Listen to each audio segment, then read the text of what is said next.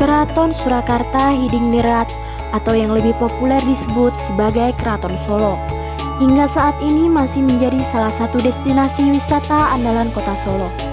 Hasil warisan budaya dari Kerajaan Mataram ini banyak dikunjungi wisatawan sebagai tujuan wisata sejarah. Keraton Solo merupakan perpaduan yang khas antara gaya Eropa dan etnik Jawa dalam setiap sudut dan tata ruang keraton. Secara sejarah, Keraton Solo dibangun oleh Pakubuwono II sekitar tahun 1744. Selama sekitar 10 tahun, Keraton Surakarta menjadi pusat Kerajaan Mataram hingga akhirnya terjadi Perjanjian Giyanti pada tanggal 13 Februari 1755 yang membagi Kerajaan Mataram menjadi dua, yaitu Keraton Kasunanan Surakarta dan Kasultanan Yogyakarta. Perjanjian itu dibentuk oleh Sunan Pakubuwono III dengan VOC atau Pemerintah Hindu Belanda. Tak hanya itu, pada tanggal 17 Maret 1757, Keraton Kasunanan Surakarta ini juga harus terbagi lagi menjadi Keraton Surakarta dan Kadipaten Mangkunegaran melalui Perjanjian Kalicacing Salatiga. Sekarang kita membahas silsilah Raja Kasunanan Keraton Surakarta. Siapa saja raja setelah Pakubuwono III?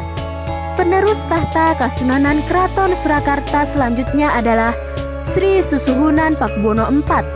Adalah raja yang dibenci terhadap penjajahan dan memiliki keberanian serta penuh cita-cita yang tinggi.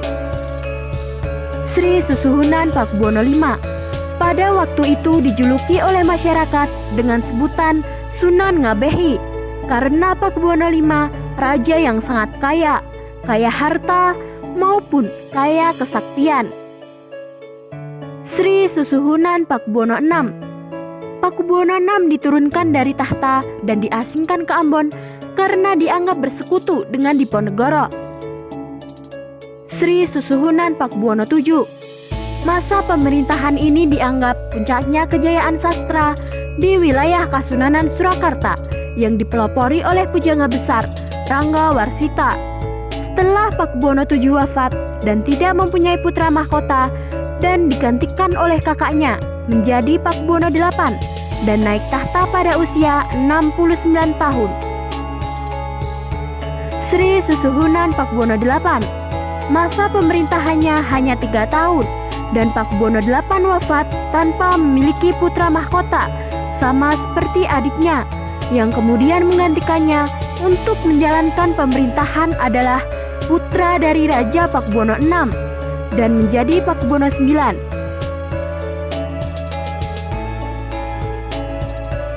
Suasana politik kerajaan yang stabil dan kemegahan tradisi sebagai tanda masa kejayaan Pakubuwono ke-10.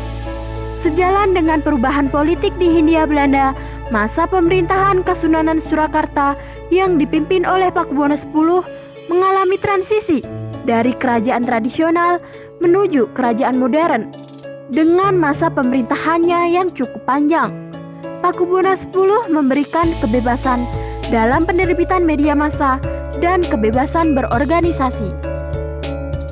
Itulah sejarah singkat Kerajaan Keraton Kasunanan Surakarta yang dapat saya sampaikan. Semoga dapat menambah wawasan Anda dengan penjelasan singkat ini. Jika ada kurang atau lebihnya, saya mohon maaf. Sekian dan terima kasih.